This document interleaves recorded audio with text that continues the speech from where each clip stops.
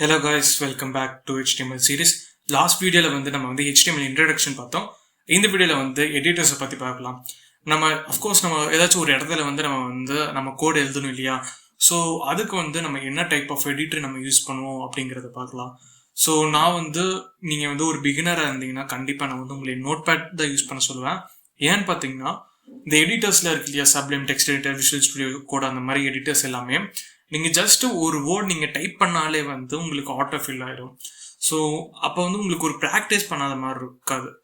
இதே வந்து நீங்கள் வந்து நோட்பேடில் பண்ணீங்கன்னா நீங்களாக தான் வந்து உங்கள் ஃபுல் இதுவுமே நீங்கள் வந்து லைக் ஃபுல் சென்டென்ஸ் எழுதுகிற மாதிரி இருக்கும், ஃபுல் டேக் எலிமெண்ட் எழுதுகிற மாதிரி இருக்கும். ஸோ தென் உங்களுக்கு வந்து ஒரு கைண்ட் ஆஃப் ஒரு ப்ராக்டிஸ் ஆகும். இல்லைனா வந்து லைக் நீங்கள் Visual Studio Code Sublime test போகலாம், பட் ஒரு 10 வீடியோஸ் கழிச்சு, அதாவது ஒரு 10 எக்ஸசைஸ் கழிச்சு நீங்கள் அந்த மாதிரி போனீங்கன்னா கண்டிப்பாக உங்களுக்கு யூஸ்ஃபுல்லாக இருக்கும். எதுக்கு இந்த மாதிரி ஆட்டோஃபில் வந்து யூஸ் ஆகுதுன்னா, நீங்கள் வந்து ஒரு ப்ராஜெக்டில் ஒர்க் பண்ணுறீங்க, உங்களோட ப்ரொடக்ஷன் வந்து ஸ்பீடாக இருக்கணும், அந்த மாதிரி கேஸஸ்க்கெலாம் பார்த்தீங்கன்னா நீங்கள் இந்த மாதிரி இதுக்கு சப்ளைம் எடிட்டர் இல்லைனா விஷுவல் ஸ்டுடியோ கோட் அந்த மாதிரி எடிட்டர்ஸ் நீங்கள் போய்க்கலாம். அண்டில் தான் நம்ம இப்போ வந்து ஜஸ்ட் நோட்பேட் ப்ளஸ் யூஸ் பண்ண போகிறோம். அண்ட் தென் இப்போ வந்து நம்ம எப்படி வந்து நோட்பேட் ப்ளஸ் கிரியேட் பண்ணி அதில் வந்து நம்ம கோட் எடிட் பண்ணி எப்படி வந்து க்ரோமில் வந்து டிஸ்பிளே பண்ணுறதுங்கிறத பார்க்கலாம். ஸோ ஃபஸ்ட்டு என்னோட க்ரோம், அதாவது என்னோட நோட்பேட் ஓப்பன் பண்ணிக்கிறேன். ஸோ அதுக்கு வந்து கோ டு ரன் போய் ஸோ நோட்பேட்னு டைப் பண்ணி ஓகே ப்ரெஸ் பண்ணிங்கன்னா உங்களுக்கு வந்து இந்த நோட்பேட் ஓப்பன் ஆயிரும். அப்படி இல்லைனா விண்டோஸ் ஆக்சரிஸ் அதில் போனீங்கன்னா உங்களுக்கு வந்து நோட்பேட் இருக்கும். ஸோ ஓகே, இப்போ வந்து ஒரு பேசிக்கான கோட் எழுதிக்கலாம். Talk type. ஸோ போன வீடியோவில் பார்த்துருப்போம் இல்லையா இன்ட்ரடக்ஷனில். ஸோ அந்த பேசிக் கோட் எழுதுகிறேன், HTML. ஸோ HTML க்ளோஸ் பண்ணும். அண்ட் தென் ஹெட் டேக் வரும். தென் ஹெட் டேக்கை க்ளோஸ் பண்ணும். டைட்டில். ஸோ டைட்டிலில் வந்து பார்த்தீங்கன்னா பேஜ் டைட்டில்னு சொல்லிட்டு இருக்கேன். அண்ட் தென் டைட்டிலை க்ளோஸ் பண்ணணும். ஸோ இங்கே வந்து பார்த்தீங்கன்னா ஜஸ்ட் ஒரு ஹெட்டிங் டேக் இன்க்ளூட் பண்ணுறேன், H1 சொல்லிட்டு ஹெட்டிங் 1 அப்படின்னு சொல்கிறேன், ஹெட்டிங் 1. அண்ட் தென் இதை நான் க்ளோஸ் பண்ணிடுறேன் H1ன்ட்டு. அண்ட் பேராகிராஃப் டேக் போடுறேன். ஸோ இது வந்து பேராகிராஃப் அப்படின்னு சொல்லிட்டு நான் தரேன்.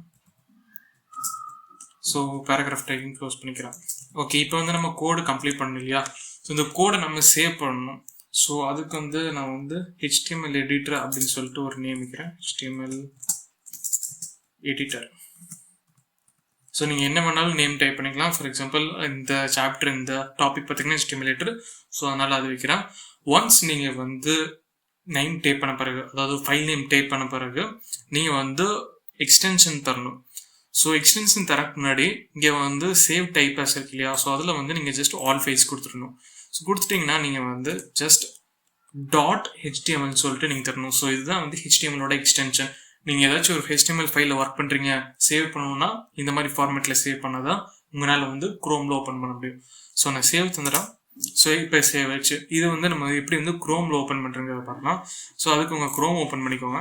ஸோ க்ரோம் ஓப்பன் பண்ணிட்டீங்கன்னா நீங்கள் Ctrl+O ப்ரெஸ் பண்ணிங்கன்னா ஒரு டேப் ஆட்டோ ஓப்பன் ஆகும். ஸோ அதில் வந்து நம்ம வந்து நம்மளோட ஃபைல் எங்கே இருக்கோ அந்த ஃபைலை வந்து நம்ம அங்கே ட்ராக் ட்ராப் பண்ணிக்கலாம். ஸோ இங்கே ஓப்பன் தர HTML எடிட்டர். ஸோ ஓப்பன் தந்தோன்னா எனக்கு வந்து இந்த HTML ஃபைல்லேருந்து லோட் ஆகி, அதாவது HTML கோடை கன்வெர்ட் பண்ணிட்டு நம்மளுக்கு வந்து பார்த்தீங்கன்னா ஜஸ்ட் ஒரு கண்டென்ட் மட்டும்தான் இருந்திருக்கு. ஸோ நான் இதை சைட் பை சைட் கம்பேர் பண்ணி காமிக்கிறேன். ஸோ இப்படி தான் வந்து நம்மளுக்கு வந்து ரிசல்ட் ஷோ ஆகும். இது வந்து லைக் இந்த 2 இது மட்டும்தான் விசிபிள் பார்ட்டில் வரும். ஸோ இங்கே பேஜ் டைட்டில் தந்திருக்கும் இல்லையா? ஸோ அந்த இங்கே பார்த்தீங்கன்னா பேஜ் டைட்டில்னு சொல்லிட்டு அந்த டேப்ல வந்து நம்மளுக்கு டிஸ்பிளே ஆகுது. ஓகே, இந்த ஐகான் வந்து நம்ம சேஞ்ச் பண்ணுறது லேட்டராக பார்க்கலாம். பட் இப்போதைக்கு நீங்கள் பார்த்துக்கோங்க. ஸோ இப்படி தான் வந்து டைட்டிலில் க்ரியேட் பண்ணுறது. ஸோ கொஞ்சம் ஜூம் பண்ணி காமிக்கிறேன். ஸோ இப்படி தான் வந்து நம்ம வந்து ஒரு நோட்பேடில் வந்து நம்ம கோட் என்டர் பண்ணி அதை சேவ் பண்ணி க்ரோமில் வந்து ஓப்பன் பண்ணுறது. அடுத்த வீடியோவில் வந்து நம்ம வந்து HTML பற்றி நிறைய இது